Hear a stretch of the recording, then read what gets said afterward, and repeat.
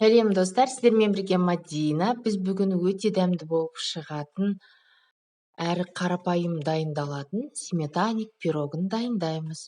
Ол үшін видеоны соңына дейін қараңыздар. Еліктен өткізілген ұн қажет бізге. Сары май, жұмыртқа, қант және қопсытқыш қажет. Қопсытқышты ұнның үстіне саламыз.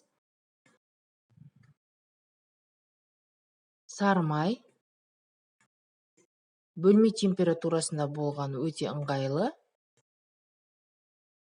Сары майды салып, осылай ұнға араластырып жасап аламыз.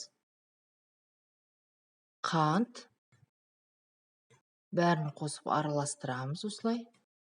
Енді бір жұмыртқаны салып, біріктіріп, қамыр қылып илейміз қолымызбен. Қамыр болып бірігіп жатыр біздің ұнымыз.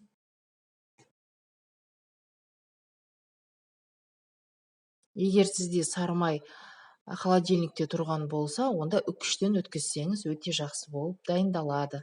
Біздің қамырымыз дайын. Осындай пленкаға орап, жарты сағатқа холодильникке қойып қоямыз. Жарты сағат тұрды. Табамызды біраз майлап, астына бірінші осылай төсеп шығамыз. Жан жағына видеодағыдай жасап шығамыз.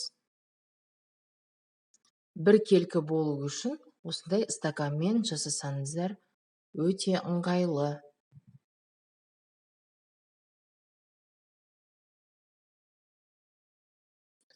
Ортасы көтеріліп кетпес үшін шанышқымен осылай тесіп қоюды ұмытпаңыздар. Салмасын дайындаймыз.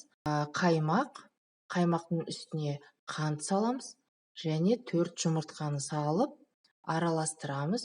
Өте қатты араластырмаймыз. Жұмыртқа араласқанша ғана осылай қозғаймыз. Видеодағыдай ортасына құямыз осылай.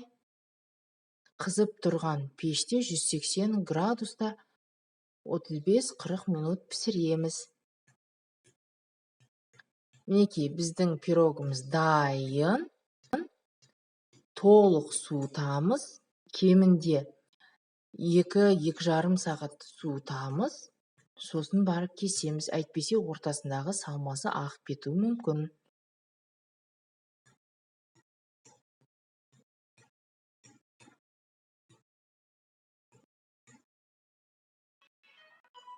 Өте әдемі болып пісіп шықты. Қараңыздар, қандай керемет.